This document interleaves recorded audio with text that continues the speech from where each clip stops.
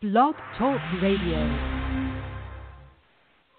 Blessings from the Darkness is an eclectic collection of writings by a talented and diverse group of writers and published authors in dedication of and in support of our dearest friend, the award-winning and best-selling author Yvonne Mason and her son. All sales of this anthology, present and future, are donated to her in support of her son, who at the time of this publication has been ill and out of work and struggling to support his family due to an undiagnosed illness. Yvonne has been an inspiration, selflessly supportive, and a dear friend to many aspiring writers and indie authors. She believes in paying it forward, offering her knowledge and insights and friendship to kindred souls. Yvonne has a saying: she threatens to let loose the flying monkeys when there is wrongness in the lives of those near and dear to her. So after bringing us together for a successful and fun-filled double anthology by Yvonne, including notable authors and first-time published writers, and after learning about the continued troubles of her son and his family, we came together as such monkeys to fly free, far, and wide in what we do best. G.L. Lentz. This book can be purchased at Amazon.com, Amazon Kindle, Barnes & Noble, and www.blackbedsheetbooks. Good evening, ladies and gentlemen. Yes, it is Wednesday night. I am your host, Yvonne Mason. This is Off the Chain, and of course that was a piece of shameless promotion. But it is for a good cause. Yes, my son is still sick. We still don't know what is wrong with him, and he is still out of work. And believe it or not, ladies and gentlemen, he has been denied his Social Security, his disability. So, yes, that book is very important, and everything does go to him and his family. I don't care if it's $5, $20, or $100. The royalty checks all go to him to take care of his family. He also has a son who is an insulin-dependent diabetic and has been since he was about 2 years old. So this family really needs your prayers, your support, your love, and if you're so inclined, the purchase of the book so that he can continue to take care of his son and himself. Now, this week is just started off with a bang. If we get cut off, ladies and gentlemen, no, I didn't hang up on my guest. The power went out because we are having storms down here that are a prelude to our hurricane season. So if you lose us, that is why. My power's been knocked off and I can't get it back. This show, I am so grateful for this show. I am so grateful for the listeners. I am so grateful for my guests. And I am so grateful for the opportunity to bring you indie artists, business people, entrepreneurs, people with a platform, because they all have a voice, and this show allows them their voice. We have now reached my personal goal of over 20,000 listeners for this show. We're almost to 8,000 listeners just on Blog Talk Radio. My next goal before the end of the year is 25,000, and that's not an unrealistic goal. I said when I started this show back last July that if I was able to make a difference in one person's life, then this show is worth everything that we put into it. Now, this show is not successful because of me, ladies and gentlemen. I'm just the messenger. This show is successful because of you, the listener, and my guest, who tolerate me, and I can twist their arm and tweak their ear, and they agree to come back time after time. I don't know, maybe they're sadistic, I have no idea. But they appear to enjoy coming back, and I love having them. And it's fun to get to know these artists on a personal level because they are their brand. Their product is not the brand. My guests are their own brand. And when you, the listener, understand where my guest is coming from, their passions, their projects, their charities, their failings, their fears, their successes, then when you go and buy their product, you understand more about the product. And I have to give a big shout-out to Australia because Australia, you guys rock so much. Y'all are 75% of my listening audience on Blog Talk Radio. Ladies and gentlemen, we are heard in over 64 countries now, countries I've never even heard of. And so, yes, my guests are getting out there. They're getting out there on a platform that that most people just dream about, especially my indie authors and musicians, because if you're not with a huge traditional publishing company or a huge music production company, the chances of you being heard worldwide are slim and none, even with the Internet. So this is a avenue for my guests to be heard around the world, and believe me, ladies and gentlemen, they are heard around the world, and I am so proud of them. So with that being said, one of my favorite people in the world who has a daughter who I just absolutely, if I could get my hands around her, would just squeeze the daylights out of her because she's cute as a bug. He has a beautiful, beautiful wife who just glows from the inside out. And I am so honored that this young man continues to come on my show and continues to tolerate my interviewing him. His name is Ian Bush. He is an author, and he is a Michigan native. He has been writing stories for 13 years. His first self-published novella, This Story Has Soul, was released in 2010. He is the winner of the Two Moon Press 2012 contest for his novella, Wishes for the World Around You. His work can be found in the anthology Satan's Holiday, which is an anthology I put together, Shadows and Light number 1 and 2 and 4, A Merry Scary Christmas, which was also an anthology that I put out, Special Hauntings 2, Don't Look Back, and God Love This Man. He is one of the contributors to Blessings from the Darkness, the book that I just told you about, Devolution Z and 47-16, a David Bowie tribute anthology. He also co-authored a novella, Guidelines for Immortality with Ron Brown, and he can be found at Facebook, www.facebook.com/ianbush.author, or on Amazon. And all you'll do is go to Amazon and look up his name. And you can also email him at ncbush@gmail.com. Welcome back, my friend. How are you? Thank you for having me again. Oh, I'm doing good. I'm really excited to be back. Yeah, it's been a minute or two. It has. You're going to have to quit waiting so long. But you've been so busy with the baby and with Samantha and with doing your thing and having so much fun. So it's always nice to come back on the show and do something I like too. So I've definitely been really busy, and I like hanging out with Sam and Winnie, but I always gotta go back to my roots. I gotta write. I gotta go on shows every once in a while. That's true, because we don't want people to forget you. In fact, ladies and gentlemen, this is the young man that stole my microphone and interviewed me on my own show, which we had so much fun doing. We did.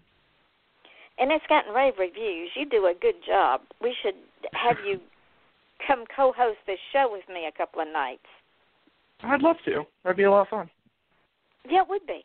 Okay, well, tell me what nights from Wednesday through Saturday that you have a spare hour, and I'll throw you in as a co-host, and we'll just run with this. That'd be a lot of fun. Yeah, just so after the show, just send me some nights. Say, Vaughn, I'm good this time, and I'll just throw you in. We'll have lots of fun. Oh, yeah. Ladies and gentlemen, he is an excellent interviewer. I'm going to tell you what this, and I thought I was good at digging up dirt on people. This young man knows how to dig. Did a real good job.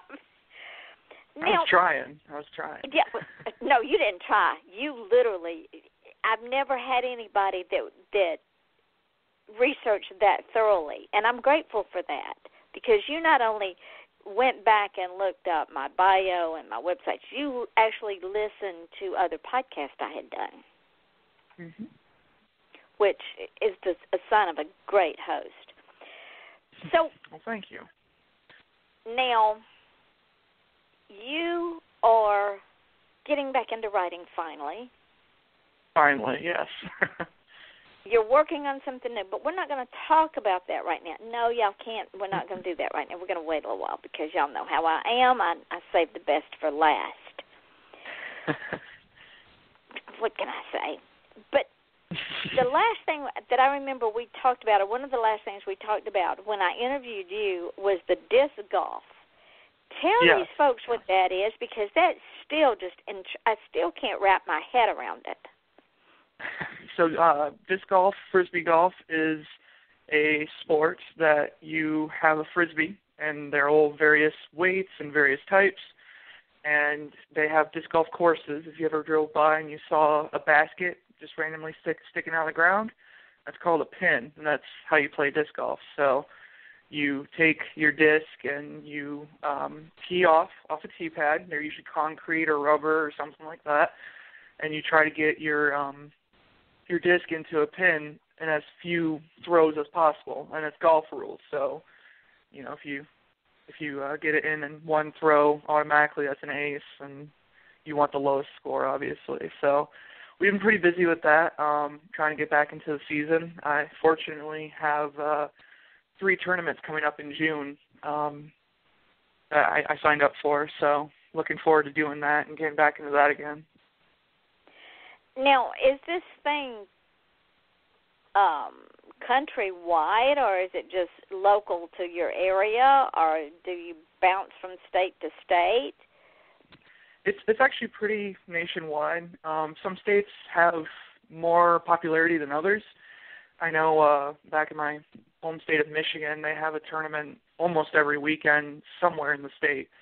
So when you're home, you can just there's a website that you can look at, and it shows all the tournaments and where the city's at, and they talk about the disc golf course. So it's real popular where I came from.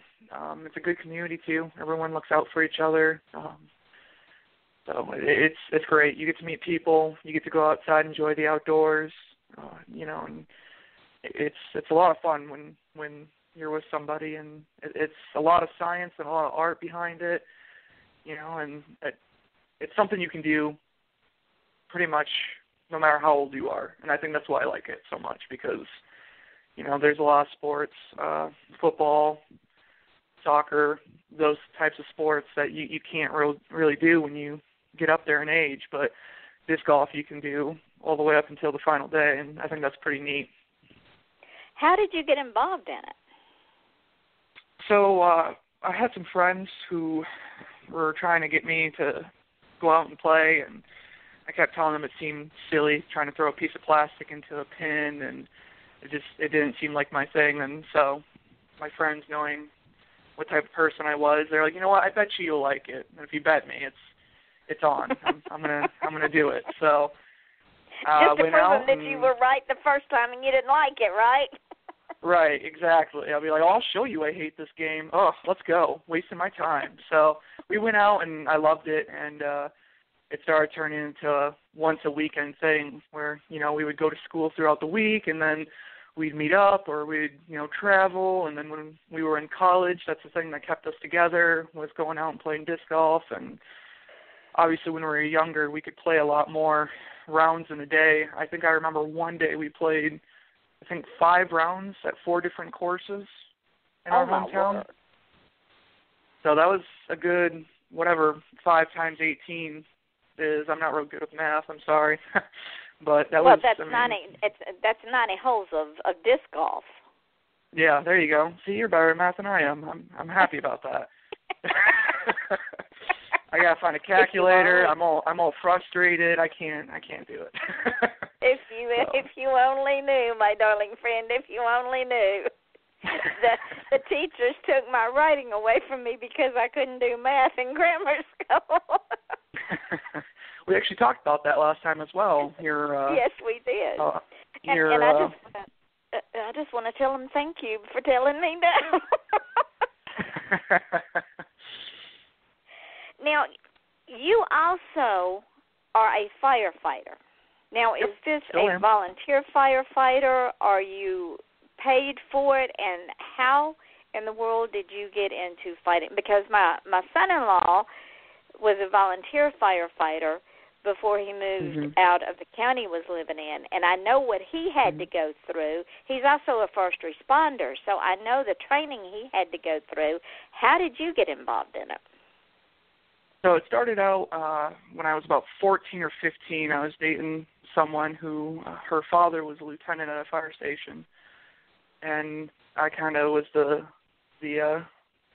duteous scanner listener. When he had a call, I'd sit there and listen to their pages and just think it was so cool that at a moment's notice they're going out there and they're doing what they need to do for people at their worst, trying to make it a little bit better for them at their worst moment. So he saw that I had an interest, and he brought me to the fire station, and I was hooked ever since. So when I came out to where I'm at right now, I started calling around. I said, I've been wanting to be a volunteer firefighter since I was like 14 or 15, and I finally found a area that would that I could work in. You obviously have to live in an area that you can respond to in a somewhat timely manner. And so I finally moved into that area, and they hired me on, and I've been doing it ever since. And what people don't understand, that even as a volunteer, you still have to go through an extensive training course, because you can't just run into a burning building and say, I'm going to save everybody, without knowing what the heck you're doing. Right. So we do go through specialized training. We do a lot more in-house training, but we do go to fire schools, and we take any training opportunity that we can in the surrounding departments. That's really neat about this brotherhood as well, is that, if we have something that's coming towards us, we open it up to other departments so they can come and learn too, because we know that, if we're helping out our brothers and sisters to the right and the left of us, then that makes us a pretty strong force. So it's really a tight-knit little brotherhood. It's definitely, you got to earn that title, and once you do earn that title, you're definitely among friends. So.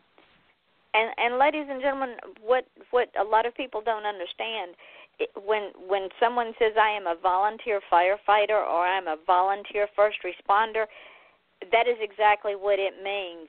They will leave a job they are getting paid for to go fight a fire, or to go be a first responder at a wreck or a fire or whatever. They don't get paid for that. They put their life on the line simply because it's a service, and they want to take part in that service and give back to their community. Would that be a fair statement, Ian?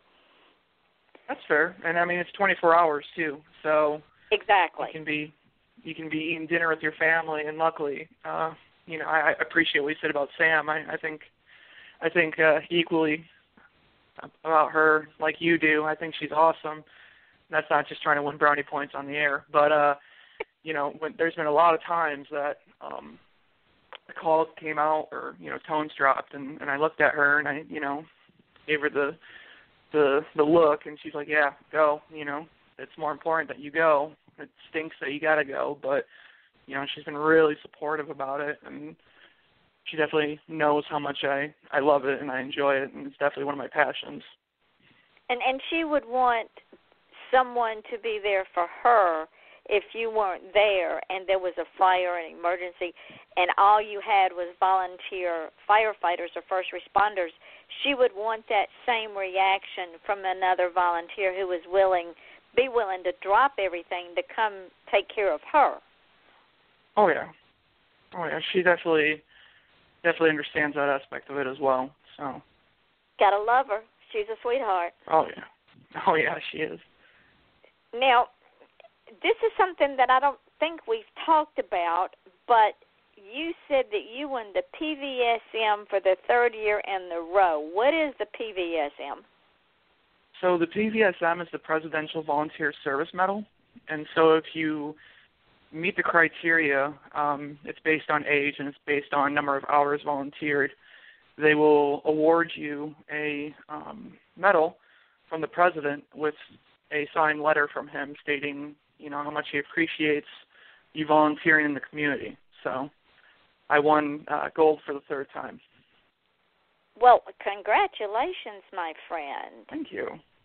Wow. I was fortunate that I could spread the wealth too. The second year I won it, I got it for some other people as well, and then the third year I helped somebody pretty much spread the wealth again. I helped him get the award for other people too. So I definitely wanted to help others out and get a lot of us up there instead of just me. So it was definitely really humbling to get somebody else up there as well. You know, you're teaching little Winnie good ethics.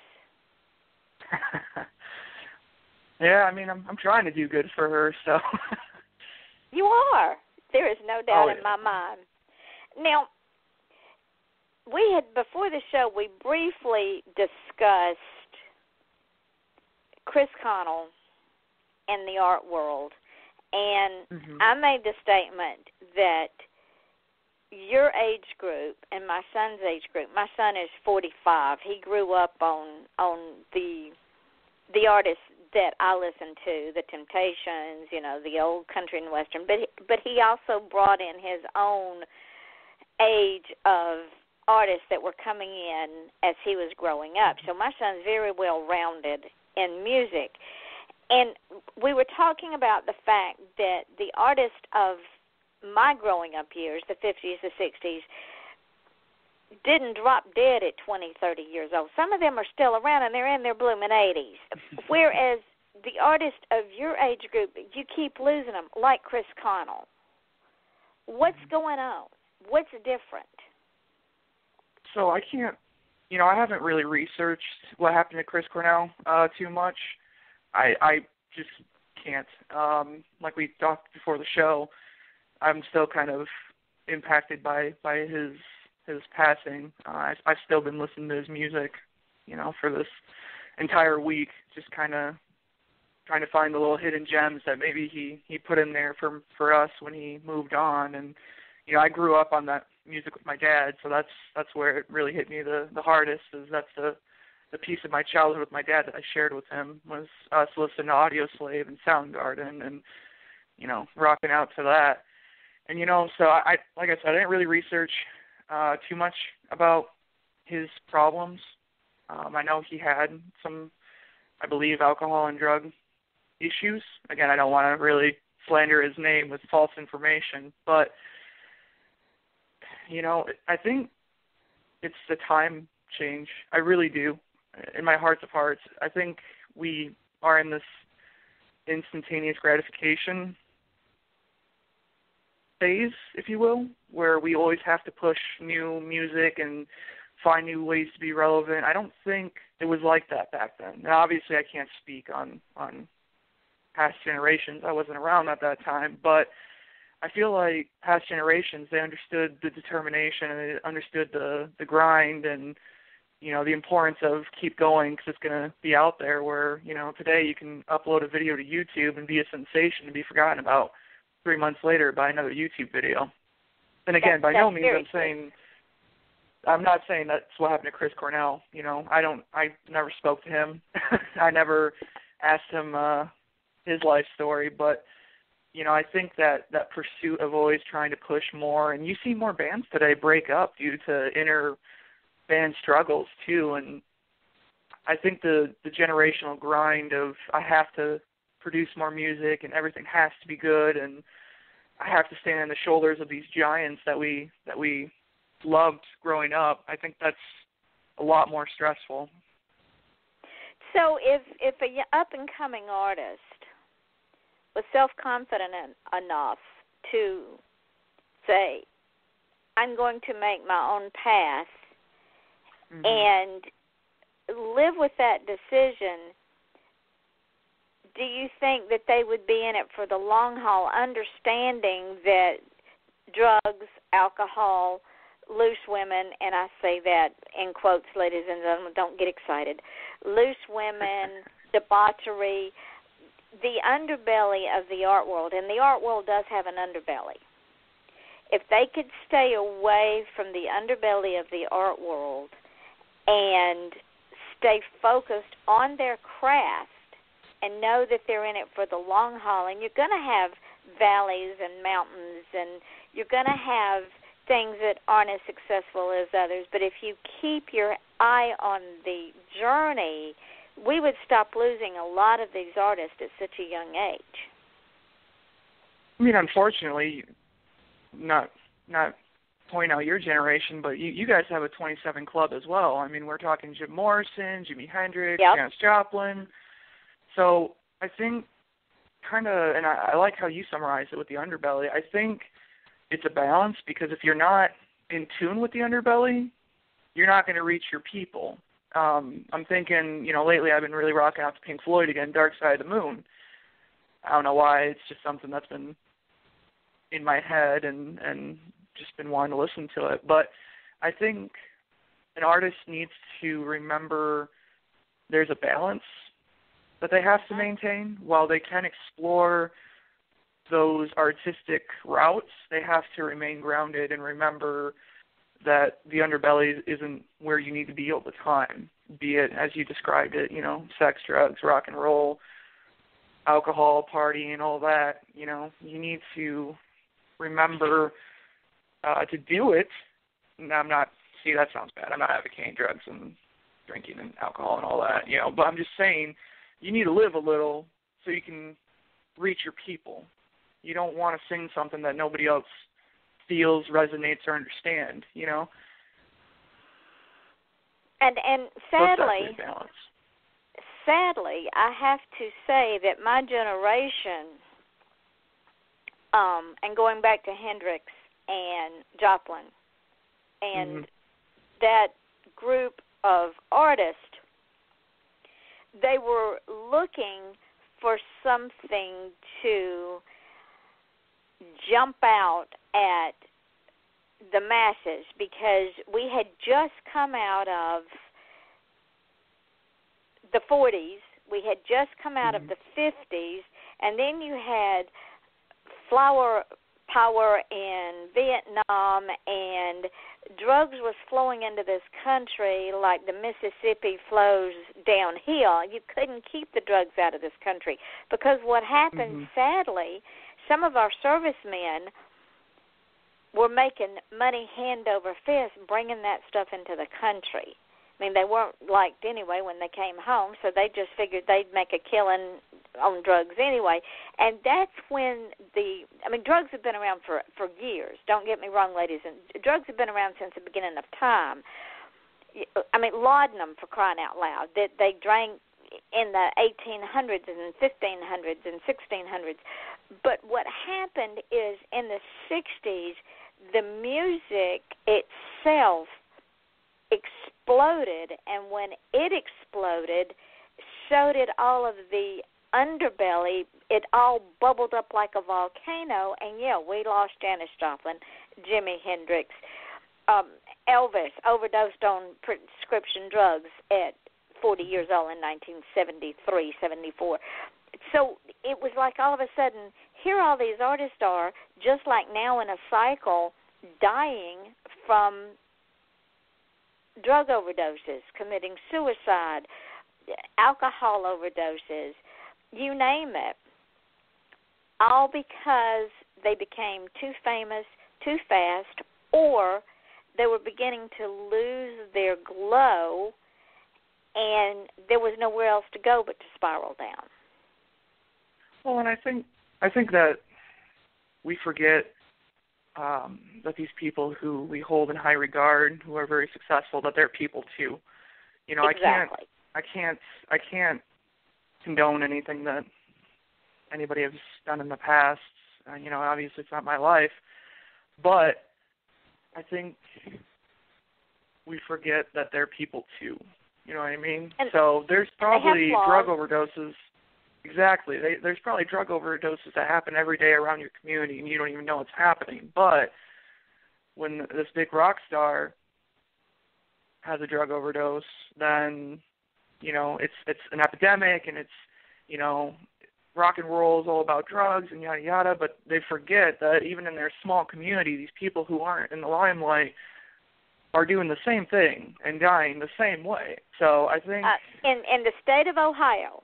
Just heard it speaking of that, in the state of Ohio, just heard on the news today that there is a city or one county in the state of Ohio that has so many opioid overdoses that the coroner has run out of refrigeration space to put the bodies, so they've had to bring in refrigerated trucks, semis, to put these bodies in until they can get, and most of them are indigents, probably runaways, probably homeless, and there's nobody to claim their bodies, so these bodies sit in these refrigerated trucks until they can find a pauper's field to bury them.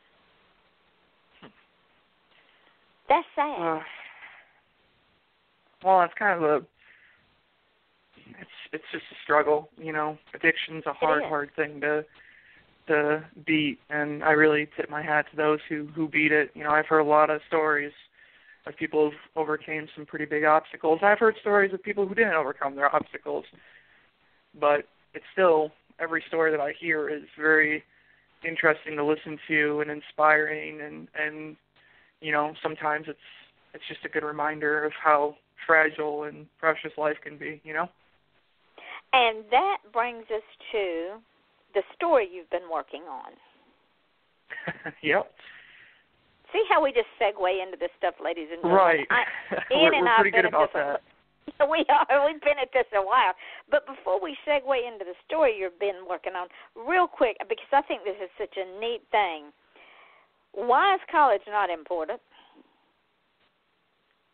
Come again? Why is college not as important as we say it is, or as we perpetrate it to be, or as we preach? You know, you can't go out in the world and make a living unless you have a college degree. You that segue was a good segue, because I was grabbing my papers, and when you said that, I'm like, what did you just say? What's going on? Well, I want to talk about this real quick, and then we'll talk. Yeah, right. You got me. That was good. That was good. We just compliment each other and how well we dance and banter, and then you stepped on my foot, Yvonne. No, I'm just kidding. So, you know, for me, college, not to downplay anybody who has a college degree. I have an associate's. I'm working my bachelor's right now. I'm about 68 or 70% done. I think we get too hung up on degrees, because I've met a lot of people who have some pretty good street smarts that are still more in tune and intelligent than people who has degrees and, you know, you name it. And so I think we get so hung up on that pursuit of college that we forget that there's certificates available, and there's, you know, other avenues. There's trades that you can get into. I think that's something I'm definitely going to stress to my daughter, is that, you know, you don't have to go to college if you don't want to. College isn't for everybody. I hate that everyone pushes college on people, because some people, it's just not for them. And they need a trade school. They're better with their hands. Right. It's just an expensive route for someone who doesn't want what they're getting. And I understand that. So, you know, while a college degree is great, as long as you're progressing in life, be it a certificate or a trade or whatever you're doing, I think that should have more importance than a diploma. I really do. You're a man after my own heart. My sister was one of the smartest people I knew. I mean, she worked for Bell South for 30 years, and she was a college graduate. But on some level, she was one of the dumbest people I ever knew, because she had no common sense. Right. And I say that with love. She was right. Well, but people like my son would never have made it in college. He has a learning disability, but he works well with his hands. He could have learned a trade. As it was, he was a truck driver for 20 years, and he loved it. He was a over-the-road truck driver. You don't get a college degree to drive a truck, because that's street smart, common sense. Right. Now, segue back in. Let's segue back into your story, because I'm excited to read it. Yes, ladies and gentlemen, we do things like this. So read your story. The dance is back. We're good. We got our rhythm back. Yeah, well, there you go. So I'm not going to go too much into what it is. I'm a really big believer in, if you give too much of your story, you say it so many times that you feel like you've already wrote it.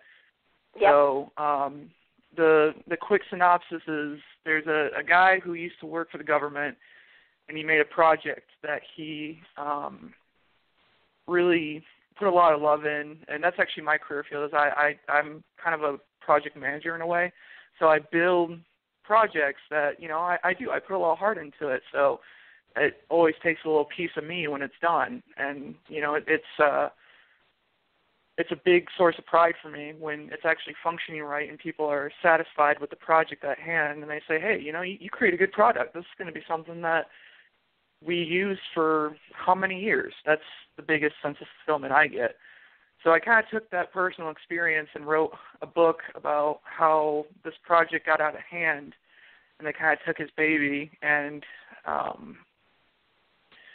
you know, he kind of got back at them. So the scene that I'm going to read to you, just wrote it a couple days ago, revised it real fast for the show, just to give you guys a little glimpse into how I write. And if you kind of like how I write, then definitely, you know, I have books out there like we stated before, but I really do feel like this one's going to be a good one. I'm really excited about it. I told a couple people about it, and they said it's really original.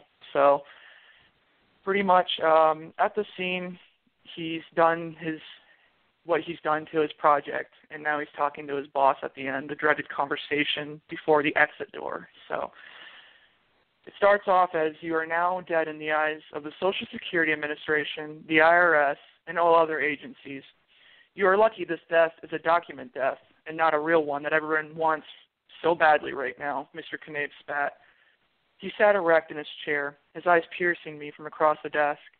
It is a hard world, Jake, even harder for those who are good like you. Your contributions are the only thing keeping you alive. Your merit is a shield in this agency. Your life as you knew it is now dead. What does my family know, I asked. Luckily for you, Mr. Knabe reached into a box beside his desk as he spoke. You wanted to be cremated. We cleaned the ashes from the bottom of a furnace of a morgue. Your family and friends believe you perished in that fire. Mr. Knabe pulled a cigar, ashtray, and cigar tip cutter out of a box. Convenient, I muttered. The only question I have before you are dismissed, Mr. Knabe snipped off the cigar tip, is why did you kill Project Tracer? Everyone kills their baby, no matter how hard it is, even if it is better for the world as a whole, I said with determination.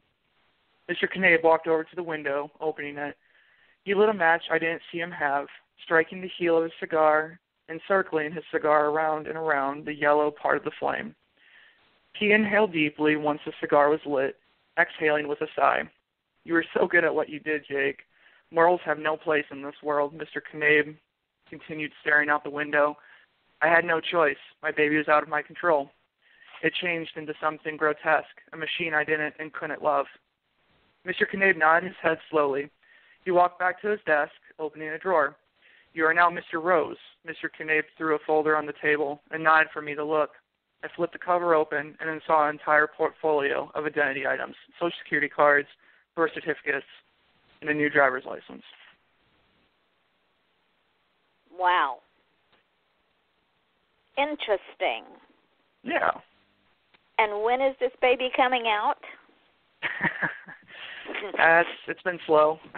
It's been slow. I get bits and pieces, and then I get really excited, and then, you know, I really want to try and make this into an actual full-blown novel. We discussed last time, you were hoping I was going to write a novel sometime soon and try to venture out of the anthology world. Yep. The only struggle that I have with writing a novel is I get really excited about certain scenes, and then, you know, in a novel there's other scenes that you have to slow the pace down, and it's not as fun to write. So I get kind of a chunky book going, if you will, where it's like a lot of fun, and then I get really bored with writing the in-between scenes, and then, oh, here's that other fun scene I was really excited about, and then, you know, you have to write a little bit more build up, and you're like, man, I just want to get to that other scene that I really liked, and then more build up, and so I'm trying to be determined and keep going, but novels are a different beast entirely. Well, yes, they are, but that one has grabbed me. So now I got to know where Jake's going, how he's going to get there, and the end result. So you got to finish it now for sure. That's what I was actually hoping for. I was like, you know, I'm going to go on Yvonne's show. I'm going to read a section, and people are going to, like, you know, hopefully email my Gmail and be like, hey, like, I need to know what's happening next, or are you still working on it? So that'll be my motivation for a bit. And I want to know what the project is. I mean, come on. You just killed it, and I don't even know what it was.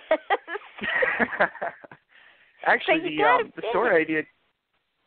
The story idea actually came about, like I said, it was a personal story. You know, I've made a lot of projects where some of them were good, some of them were not so well put together, and sometimes they got taken from me and it turned into something that I didn't like anymore, and, you know, I wish I could have killed it, but, you know, I couldn't, kind of thing. So now you can. You kill it in a book. Right. And so that scene in particular, I was talking to somebody.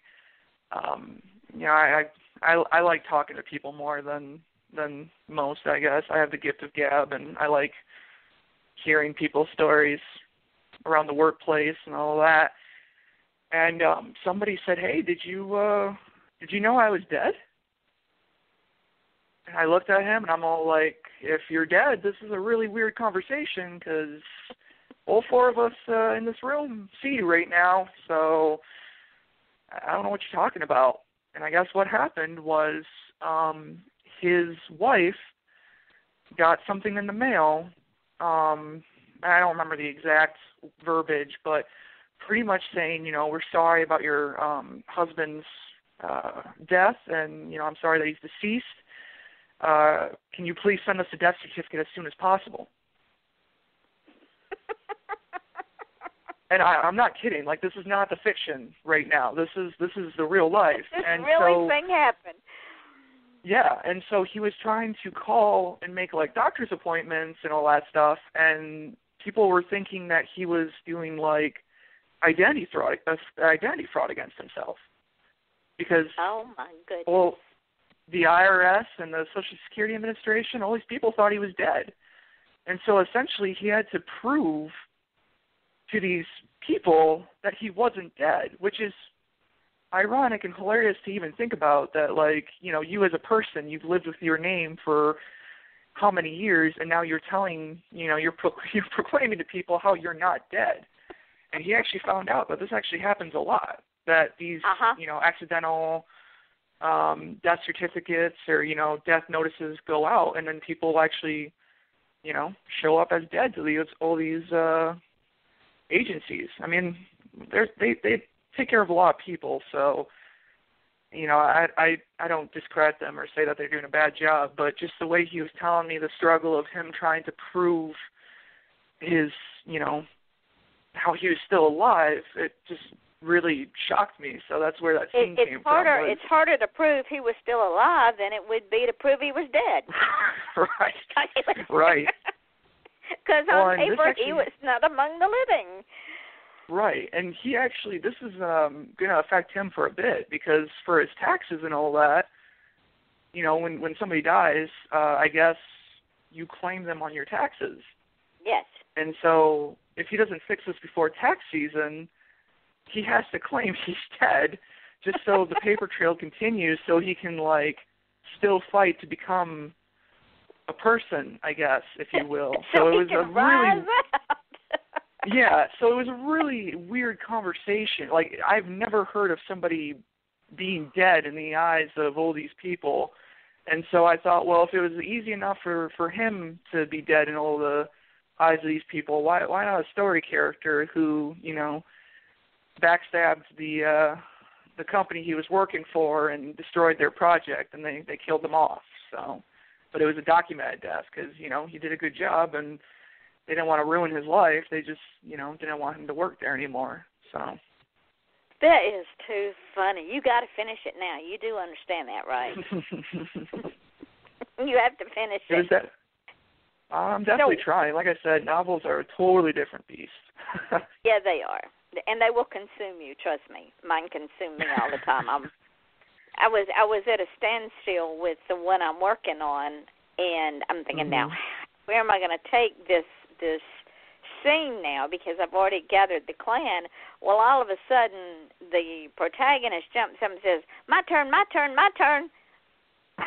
So I had to add him to the dynamic of the book because he wouldn't shut up. I mean, I'm not ready for you yet, but he's saying, oh, yes, you are.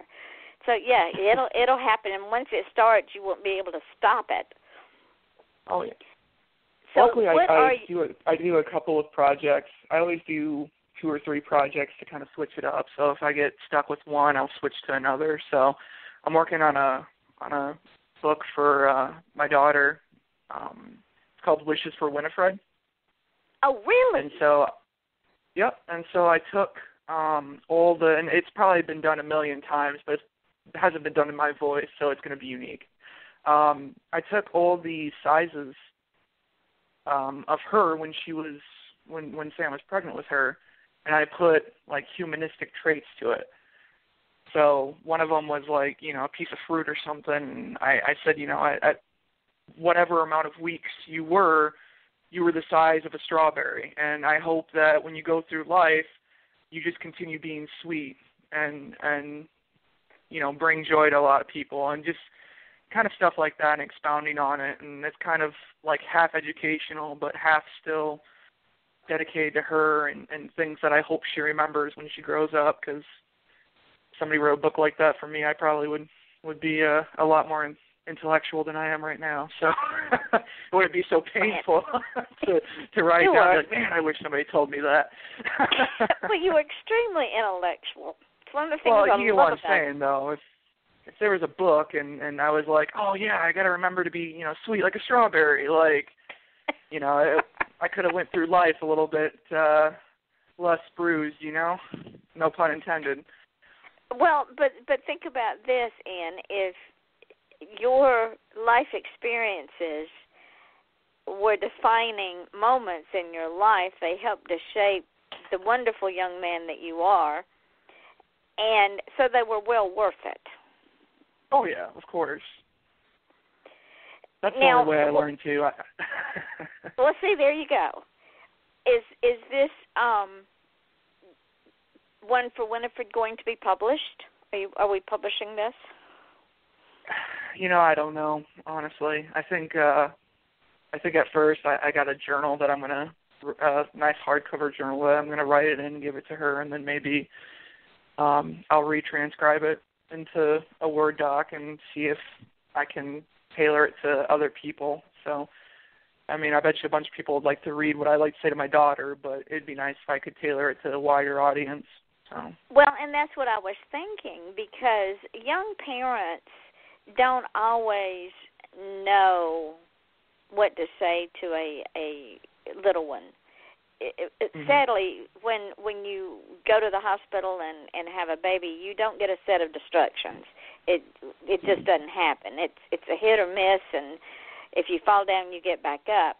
Something like that for a parent to be able to read to this child from day one and read it on up to the point the child can read it themselves is something that child can hold on to throughout its entire life. Like you said, if someone had done that for you as a child, you would have cherished it and learned from it and gained wisdom from it. So I think you should do that. I'm excited. So. I'm very excited. What else have you got going on? Come again? I'm sorry, I didn't catch that. I said, what else do you have going on in the writing world?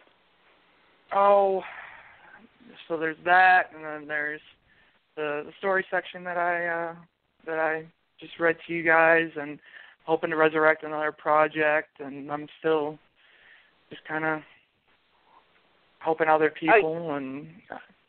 Are you putting any more short stories in anthologies? I got a couple of calls for submissions that I've been looking at lately. Our friend Kelly just put up another one for her first anthology coming for Christmas. So looking at that, seeing if there's something that I can spin up that would meet the criteria. So other than that, it's been pretty quiet. The criteria for that's not very strong, so you would fit right in.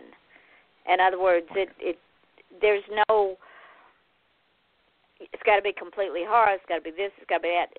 Use your imagination.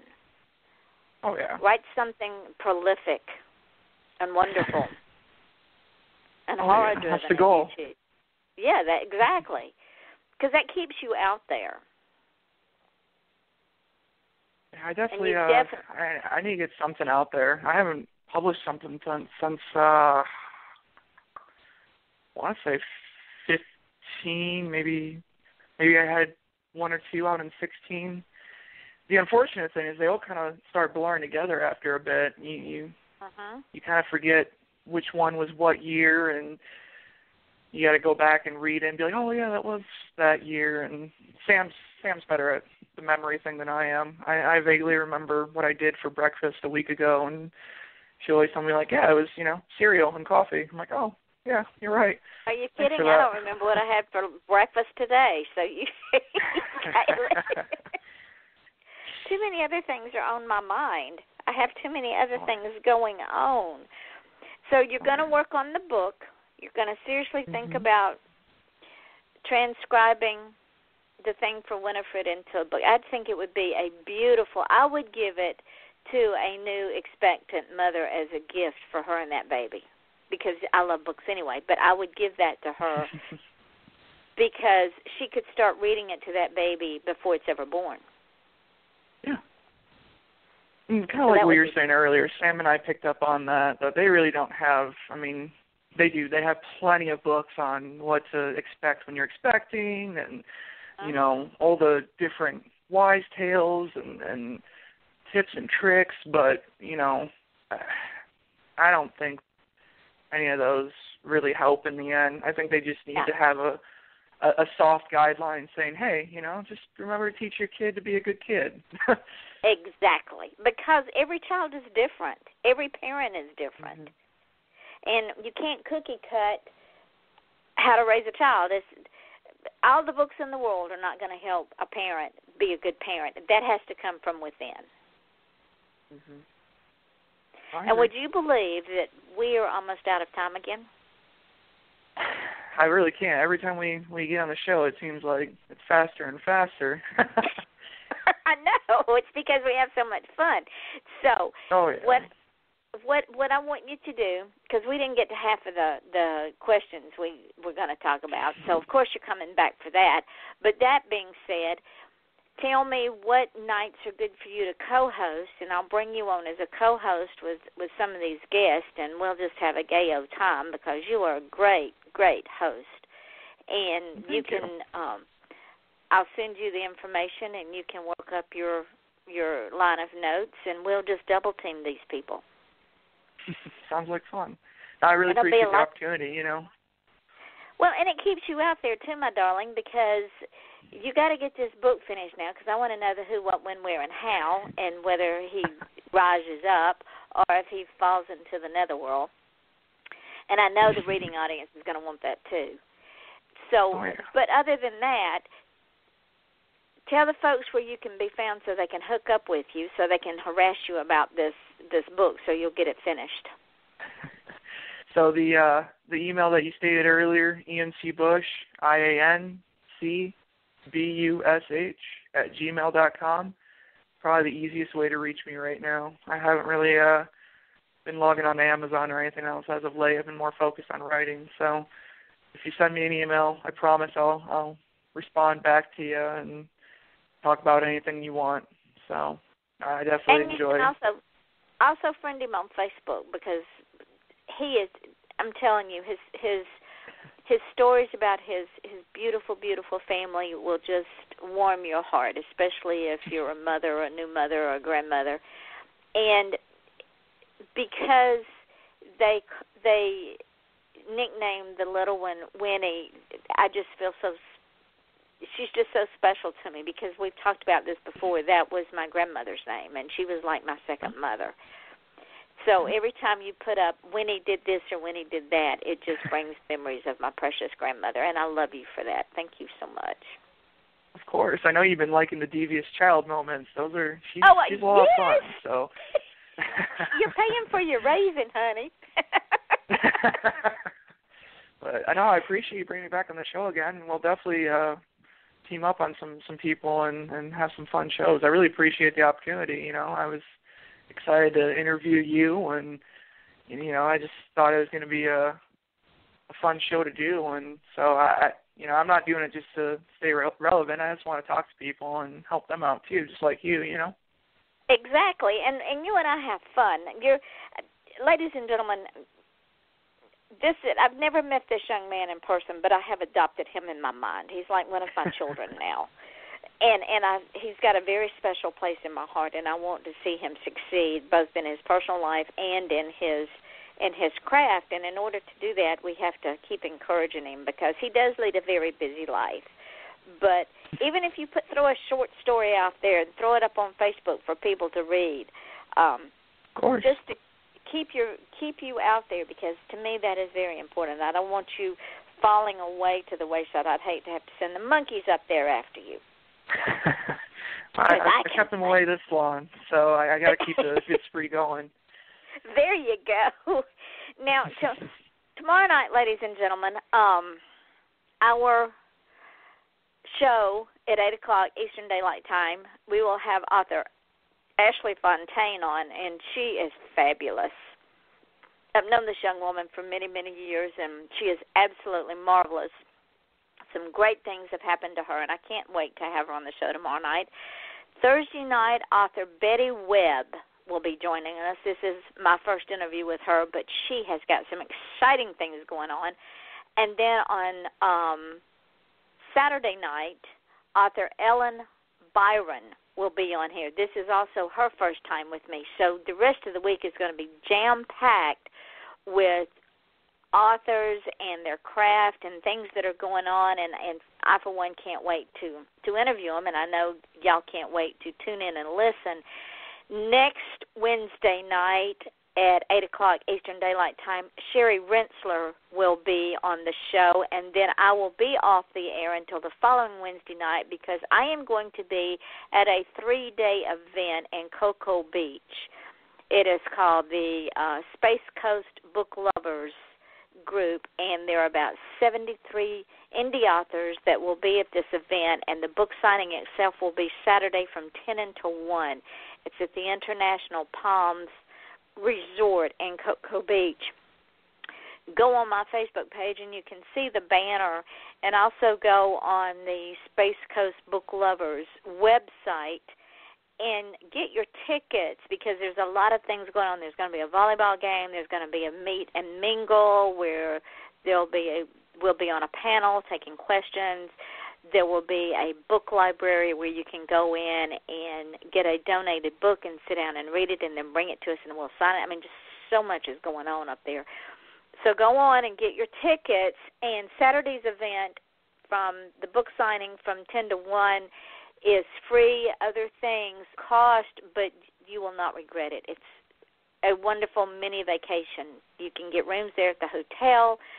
It's a huge resort. Bring your family, have a mini vacation, and come see us because we are a lot of fun.